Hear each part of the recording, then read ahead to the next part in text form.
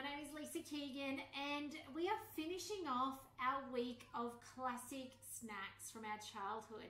We're finishing off today with what I remember as called roll-ups as a kid.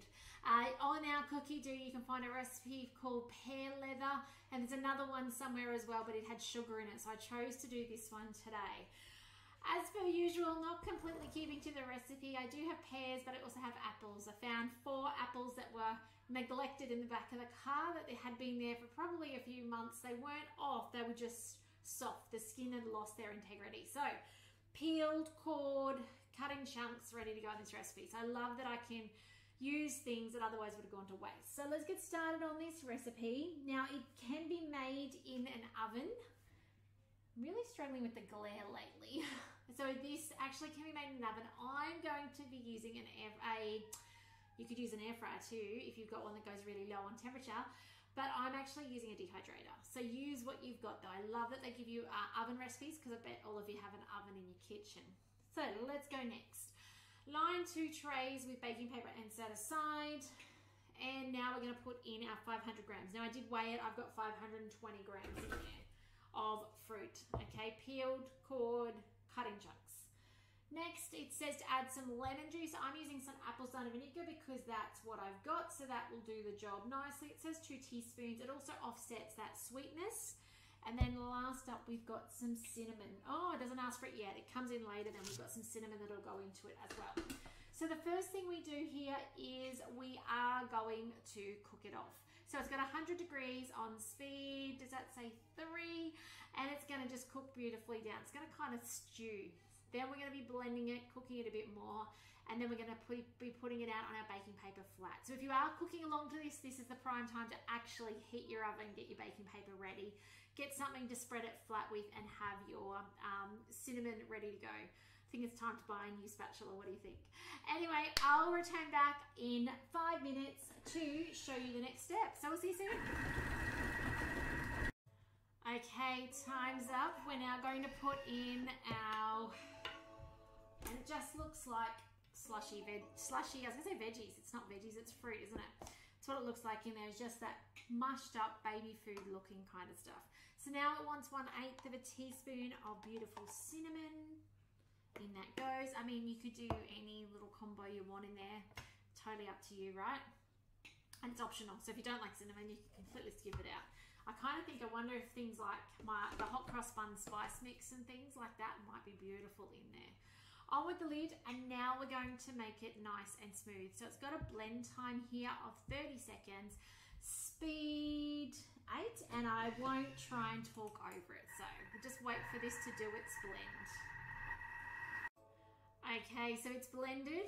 Let's click on next and see what's next. We then have a scrape down the sides of the bowl because the next step is a really long 20-minute cook with no measuring cup. The idea of this next step is to actually reduce it down, take out the water from it so that, I guess you're dehydrating it, it's concentrating it down. So that's this next step. So it does want us to scrape it down. Don't forget to grab the bit off the lid because that's yummy too. Kind of at this stage reminds me of applesauce to go with like your pork and stuff. But I can't wait to show you the final product. So, put this back on, take out that measuring cup. By the way, love the TM6 locking in measuring cup. You can get that to fit your TM5 and I think the TM31 as well. All right, let's cook this. So 20 minutes at 90 degrees if you're cooking along later, on speed 2, and I'll return in 20 minutes. I'll show you how to put this out on your tray ready for the oven. So enjoy these videos, and I can't wait to see you for the next step soon. Bye for now. Okay, it's time to finish this off. Now it just wants us to transfer them onto baking trays, and only to 2 to 3 mils thick so that it's not too thick, but also so that it allows it to dehydrate and it actually sucks the moisture out so it'll thin during that time. Bake for 6 to 8 hours at that 50 degrees until it's dry to touch. Then you can cut it up, trim it up, roll it up between baking paper. It will be a bit tacky, so you do have to put something between it, and it's ready to go. How cool is that? So I will, of course, show you the final product. Let me show you. This is one of the trays out of my dehydrator.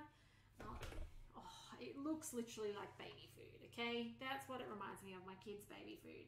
So this says it's supposed to go between 2 sheets of baking paper, so it must, I might actually put mine between 3, but spread this out, not too thin, remember, otherwise you're just going to end up with it really, really thin, but easy enough to do. And by the way, this is a spatula from the mix shop. It's probably 5 years old now. It's getting on an age, but it's an amazing one for if you don't have a flat palette knife like they suggest for this recipe.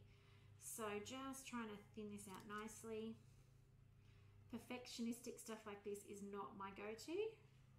I'd love to know in the chat, have you made leathers before with your Thermomix? Is it something you've tried?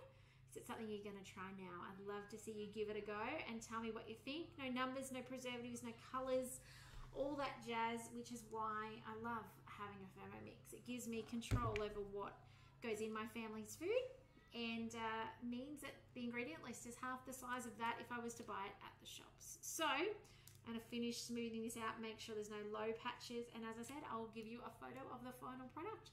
But take care. I hope you've enjoyed this series with a little bit of a flashback to your childhood treats. Give these recipes a go. If you've got questions, if I can support you in any way, do reach out. I do love to hear from you. And otherwise, I'll see you back next week. We are doing some warming dinners in our tea, and the weather has chilled down, so it's time to do some really warming stuff. So I can't wait to show you next week. Take care, and yeah, we'll see you next time. Thanks for joining me. Bye for now.